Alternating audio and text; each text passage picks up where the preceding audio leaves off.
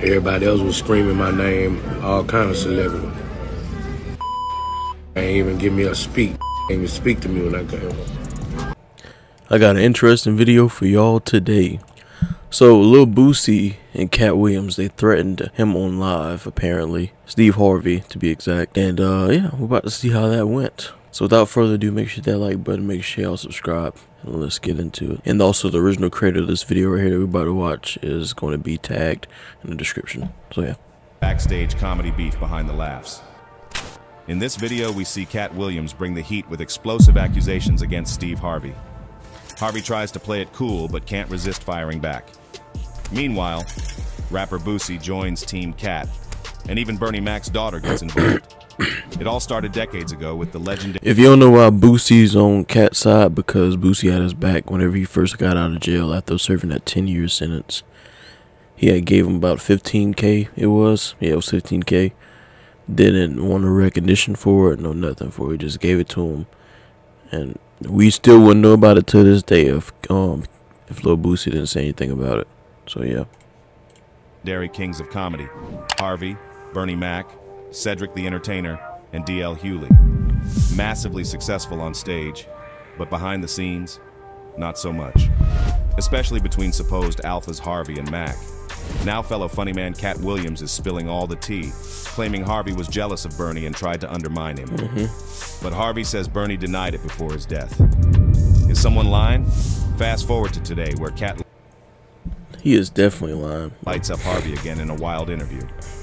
Harvey vaguely claps back on social media, and Boosie jumps in to defend his man Katt. This beef ain't dying down anytime soon. With big egos and bigger laughs at stake, it's about to go down. Let's dive into the drama. The comedy world was rocked when Katt Williams gave a bombshell interview on Club Shay Shay with NFL legend Shannon Sharpe earlier this month. Williams held nothing back, spilling piping hot tea on the biggest names in comedy, including Kevin Hart and Tiffany Haddish. But he saved his harshest attacks for actor, TV host, and relationship expert Steve Harvey.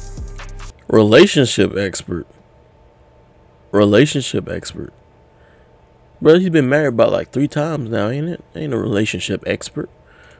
Williams lobbed accusation after accusation at Harvey, from calling him jealous of Bernie Mac's success, to claiming Harvey stopped doing stand-up after losing a supposed comedy battle to Williams himself. Now that relationship expert part just threw me off. The interview instantly went viral, with clips spreading like wildfire online. At first, Harvey seemed content to just ignore the inflammatory comments from Williams. But as the interview continued making waves across the internet, Harvey apparently felt compelled to respond. Days after the interview aired, Harvey fired off an intriguing tweet, writing, "You don't have to address your haters." The vague tweet suggested Harvey was taking the high road for now, but he didn't stop there.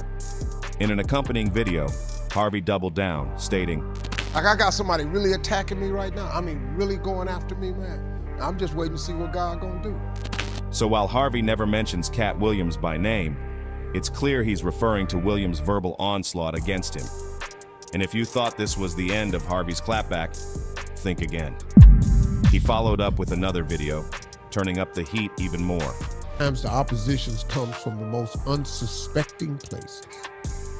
Sometimes, man, you gonna get blindsided.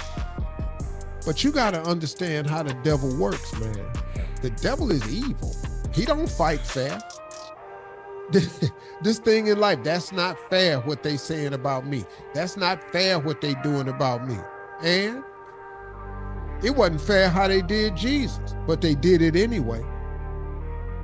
You are not going to get away through this thing called life without opposition. But let me say this though. Be careful when you hear something that's laid out to be the truth, and because the person that's telling you what they say is true. I ain't gonna lie, he just kind of yapping right now because they got the receipts on everything. And yes, he's making points, he's making valid points, saying that, you know, you should watch out for who your enemies are and stuff like that. You caused most of that for them to be your enemies. You do realize that, right? And there's no denying it, nothing, because the receipts are everywhere. And also, I got a whole video on that. So, like, there's no denying it, bro. Like, he must think that we're like yes man that just accept wooden nickels, bro. Like, We don't believe you at this point. Nothing that you're saying. Is speaking eloquently. Don't be deceived by that. There are some people who know how to lie so well. They know how to sprinkle in just enough truth and wrap it inside their lies where they got you thinking that somebody telling the truth. You should take your own advice, because that's literally what he's doing right now. He's sprinkling in his own little bit of truth. The only truth that's in it is the names that he's saying, or that he isn't saying, but we already know who he's talking about. That's literally it. There's no other truth behind it. Beware of that, people. You can't be righteous and negative at the same time.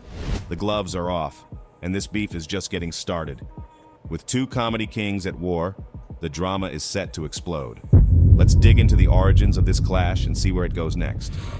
The original kings of comedy. The seeds of this clash were planted back in the late 1990s, when producer Walter Latham had a bold idea. Bring together the funniest stand-up comedians for a massive arena tour, instead of just having them play small comedy clubs. Latham assembled a legendary lineup for this tour: Steve Harvey, Cedric the Entertainer, Bernie Mac, and later D.L. Hewley. In interviews, Latham revealed his original concept was for a Def Comedy Jam reunion, not specifically the Kings of Comedy. As Latham stated, it didn't start as a Kings of Comedy idea. It was a Def Comedy Jam reunion idea that I had initially. Okay. And I called a friend, Stan Latham, in LA, who was the director of all the Def Comedy Jams. And he co-managed some of the talent. So I figured he could help me get Martin and bigger people like that at that time. Right. And we tried that for like a month or two, and he could never come up with anything. And that's when I was at my son's football practice one day on the phone, like I was always on the phone, sitting in the bleachers, and that name just kept nagging at me. Right. And I didn't know what to do with it. Okay. So I always could count on Bernie to do what he does. So I called him first, called his people first. Gotcha. He was like into it immediately because at that time, if you read his book, he was kind of at a crossroads with his career. He didn't know what was going to go on with his career. And I called Cedric because I was doing all of Cedric's dates up to that point. Gotcha. I was his promoter. Okay. And I called Steve because I saw him on a HBO special. I had never seen him do comedy. Oh, wow. Saw him on an HBO special with his yellow suit. And I was like, hey, he could be a good addition. Right. And so I called him last. Okay. But I had the other two, got him. That's right, because D.L. Hughley was not another person. Okay, got it. A lot of people don't know that. So. Right. the tour became a phenomenal success, grossing $37 million from packed audiences, excited to see these comedy titans together. And then out of nowhere, jealousy took over, bro. I'm telling you, jealousy is the biggest thing that'll take away from your success, bro. Because one thing you have to worry about when you being successful is your damn self. You ain't got time to be worried about being jealous about nobody else. It spawned a Spike Lee film that doubled the box office haul. Various spin-offs kept the franchise going strong. But behind the scenes, tensions were brewing between two of the kings, Steve Harvey and Bernie Mac. Though they killed on stage together, offstage their competitiveness created a rift. After the tour's wildly successful two-year run ended in 1999, there was discussion of reuniting for another round. Instead, the comedians went their separate ways. In particular, Harvey and Mac carried lingering animosity that prevented a reunion. In 2018, D.L. Hewley commented on the failed reunion attempt and touched on the tension between... D.L. Hewley is a funny motherfucker, bro. I remember the first time I ever saw him was Soul Plane. That's the first time. I liked him ever since, bro. Steve and Bernie. We're all excited and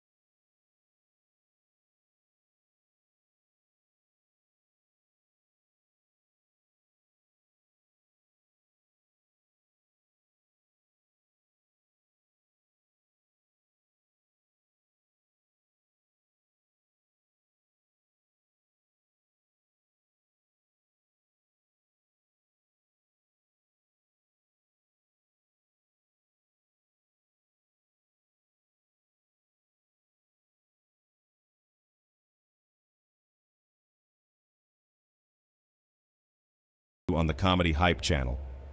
So it turned out that Bernie said in the GQ article that when he got Ocean's 11, Steve had reached out to the producers and said he thought he would be a better fit and tried to get the part. And blah, blah. So multiple sources close to the situation indicated Steve Harvey's jealousy about Bernie Mac's meteoric success after their tour led to sabotage and subterfuge between the two comedians. Their bitter tension would only grow more heated from there. But apparently, Harvey had a different take on the GQ article's claims. On BET's Conversations with Ed Gordon interview series, Harvey directly addressed the supposed feud with Bernie Mac. Harvey admitted he was initially very upset about the accusations, saying they simply weren't true. As Harvey told it, he and Bernie Mac had enjoyed many positive times together over the years. But after that controversial GQ story created bad blood between them, Harvey approached Bernie personally. And according to Harvey, Mac denied ever making those scathing remarks featured in GQ magazine. Despite their past competitiveness, Harvey took Bernie at his word that the comments were fabricated. In Harvey's own words, "I was upset at first because it just wasn't true. Me and Bernie had a lot of good times together, and then this article in GQ came out and put all this vicious stuff in there." B said he never said it. "I had to take him at his word for it." So Steve Harvey chalked up the feud exaggerations to media drama and hype. Even with rumored tensions in their past, he maintained faith in Bernie Mac's integrity. Harvey's perspective on this shows that beneath the surface... And I'm gonna lie, this kind of stuff right here sucks because there's always three sides to every story. There's his truth, which is Bernie Mac's. Then there's Steve's truth. There's number two. And then the third one is the real truth that we're never going to get, because it's like this: two people can always argue. Somebody could be right, but the other person will never want to admit it, or the other person could be wrong, but and it'll just always go around. But what stays in the middle is the truth all the time. Let's get back into it. Surface level conflicts, the two legends ultimately respected each other and moved forward. However, fellow comedian Katt Williams tells a very different story. Williams had long greatly admired Bernie Mac's comedy brilliance. Katt felt there was more to the story that hadn't yet been fully unveiled regarding Harvey and Mac's beef. Katt decided to bide his time until 2024 to completely expose the behind-the-scenes drama. In his now viral Club Shay Shay interview with Shannon Sharp, Williams unloaded a barrage of bold accusations against Harvey related to Bernie Mac. In Williams' view, Harvey was intensely jealous of Mac's talents and resented his success after their Kings of Comedy tour together. Katt alleged that Harvey wrongfully believed he was funnier and more handsome than Bernie and couldn't accept Mac's rising stardom in TV and film.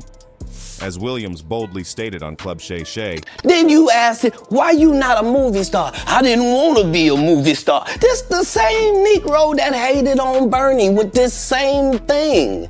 You called Ocean 11 to get that nigga's part. Yeah, Bernie had some good ass roles in the movie scene. Like Bumblebee, not Bumblebee, but Transformers, and a couple other ones there right now that I can't think of right now for some reason, but he had some good roles, bro. I'd understand why Steve would be mad at that. What do you mean you didn't want to be a movie star? So on the behalf of Bernie, I would have to say what I have to say. After Bernie left, them same three guys I'm telling you about, the Kings, they came to me. I was supposed to be the fourth king. I got the offer. Then what happened? But I turned it down. Why? Because you shit on Bernie. And I know the truth. You think I'm gonna let you shit on Bernie and then come get me? I'm the next king? Fuck you. He got a point right there. Why? Because the whole time Bernie was here, you was acting like you was funnier than him. That man was funnier than all of y'all, and y'all thought y'all had one over on him. You thought he was black and ugly, and you were good looking, and he couldn't make it, cause you did. And that ain't the way comedy worked. The king is the funniest. Period. Every time. And that's why no audience member was ever swayed. It didn't matter where Bernie went. You think if Bernie went first, he wasn't the king? Get out of here. in this lengthy diatribe, Williams alleged Harvey resented Bernie Mac's talent and tried to undermine his career out of jealousy. He also claimed Harvey and the other Kings wanted him to join them after Bernie's departure, but he refused out of loyalty to Mac. The accusations of backstabbing and trying to sabotage Bernie's... Bro, I just thought about it, bro. I miss Bernie so much, bro. man, ain't no telling what kind of TV show he would have now and all other kind of stuff, bro. If he, man. Film roles aligned with Mac's own earlier allegations in the controversial GQ interview. So despite Harvey stating publicly that Bernie denied making those claims, Katt Williams clearly feels the truth has not fully come to light yet regarding the two comedy icons' rivals. But this dive into Katt's incendiary comments doesn't end here. Let's look at his own rocky history with Steve Harvey. In the early 2000s, Katt Williams was blowing up in comedy. Steve Harvey even hyped him up when introducing Katt at the BT Comedy Awards. Ladies and gentlemen, please welcome one of the hottest young comedians in the country today. I'm telling you, he got my stamp. This cat is hot. Please put your hands together for Katt Williams. So publicly, things seemed copacetic between the two comics during Katt's rise. Harvey and Williams even performed together at a 2008 New Year's Eve show in Detroit. The event got billed as the Championship of Comedy, as if Steve and Katt were going to battle it out on stage, though neither claimed responsibility for that promo idea. In a later interview, Katt Williams clarified that the competitive framing had not been his idea at all. As Williams tells it, Steve Harvey did all that. The whole show, the idea of the show, the plan of the show, all of that was Steve's doing. He did all of that. He waited until I said I was retiring and that was gonna be my last show. Then on his show, he decided he was gonna make it the Championship of Comedy, and he did all that. None of that was my doing. He tried to make it seem like he put him out. Damn. I wasn't even involved in it on that level. He was the initial person supposed to be doing the date. I was only supposed to be coming in to help sell tickets, and then he flipped it and made it something he shouldn't have made it with me. And then tried to flip it again and become the victim. But Steve wanted to make it clear. He wasn't the one who came up with that whole Championship of Comedy concept. When given the chance to share his side of the story, Harvey shot that notion down quick. He definitely didn't see their New Year's Eve show as some battle for comedy supremacy between the two of them. In an interview, Harvey stated that. Yeah, I didn't know nothing about this concept. When the promoter told me about it in October, I shot it down, because that ain't how I've ever promoted a show. You know, I've always been on tour with some real monsters, man. I toured with the Kings. You know, I've been on stage with Sid, DL, and Bernie Mac at the same time. It's always been a camaraderie. Right. You know what I mean? We're going out here to give the people the best show we can give them. And that's the way we've always promoted comedy shows. Now, you know, to turn this into some type of little beef, that ain't got nothing to do with me. That ain't how I do. So while the 2008 New Year's show was publicized to play up conflict between the veteran Harvey and upstart Williams, both comedians claim that was solely promotional hype. When they finally hit the stage that New Year's Eve, Katt held nothing back in his set, though he started respectfully, asking the audience to cheer for Steve Harvey, who performed first. Katt even big-upped Steve, calling him an excellent comedian and one of the greatest ever. But once the pleasantries were over, Katt turned his signature hard-hitting comic skills against Harvey. But he don't want no parts of this in any way, shape, form, or fashion. This is some other shit. I don't know why he came out here with all this money y'all spent on them motherfucking tickets and talked about a lady in the audience for 15 goddamn minutes. That nigga should have talked about me the way I've been to talk about his bitch man. Now famous Club Shay Shay interview, Katt revisited the Detroit gig, and he boldly claimed his performance was the reason Steve Harvey hung up his stand-up comedy shoes for good shortly thereafter. Steve told you that he stopped doing stand-up because he had 7 TV shows. The only problem is when he stopped stand-up, he didn't have those 7 TV shows. He stopped stand-up because he got in a comedy battle called the Championship of Stand-Up Comedy. I got the receipts for those in the other video. With one Katt Williams in Detroit in front of 10,000 people and lost because Katt Williams said he was actually bald and that was a wig. And I went in, and that's why he couldn't do stand-up anymore. So in Katt's telling, he didn't just go toe-to-toe with Harvey that fateful New Year's Eve. He ended Harvey's stand-up career for good. Williams took full credit for Harvey's decision to leave comedy behind shortly after their showdown. Whether or not that's the actual truth, Katt clearly relished the opportunity to recount his epic battle with Harvey years later. While Steve Harvey and Katt Williams have clashed both on and off stage, another player in this drama is controversial rapper Boosie Badass. Boosie has tremendous respect for Katt Williams, and he was quick to stand up for Katt after the shocking Club Shay Shay interview. During an Instagram live session, Boosie made it known he wouldn't tolerate any disrespect. Man, I ain't got nothing to say about the Katt Williams situation. I don't know about nothing about that. I know he a real nigga to me. Like I say, bro, I came home, I ain't had nothing to man.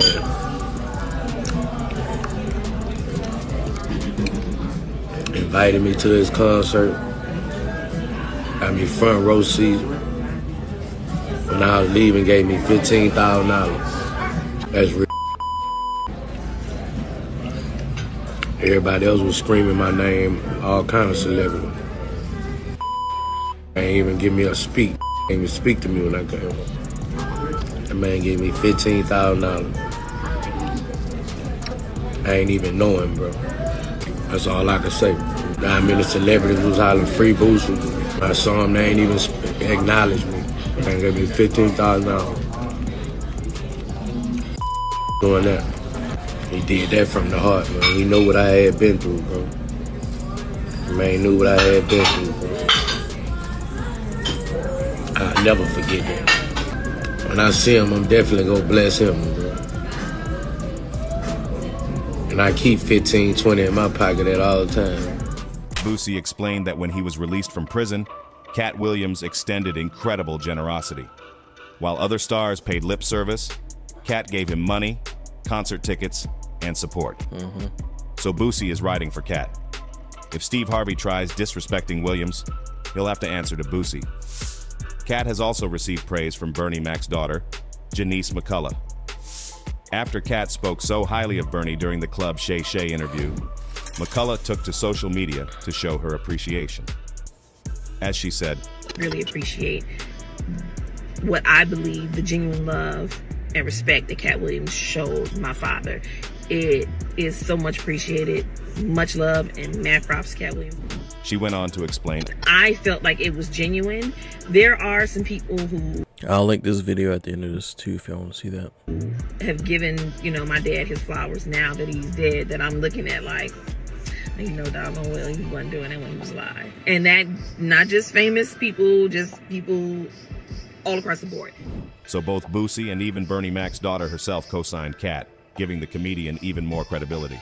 And there it is, folks. The crazy saga continues between Katt Williams, Steve Harvey, and now even Boosie. From Katt's bombshell interview to Steve's shady tweets and videos, this comedy beef is just getting started. Behind the scenes, comedy ain't always laughs. Big egos, rivalries, and strange alliances bring some drama too. Stay tuned for the next episode of this ongoing comedy telenovela. Make sure to smash. Like he said, bro, people out there dying to tell these jokes. Katt Williams, he said that shit himself, bro. People dying to tell these jokes. But y'all let me know your thoughts on this right here. And like I said before, bro, this about to be a crazy ass year, bro. And I feel like we ain't even there yet. I feel like 2025 gonna be even worse. It's gonna be even worse. That's when people really gonna get 50. They're gonna be like, all right, we started 2024 like this. Let's do it like this 2025. And then boom, it's just gone. Yeah. Yeah, man, other than that, we gone, man. Peace. Make sure that like button, make sure y'all subscribe, man.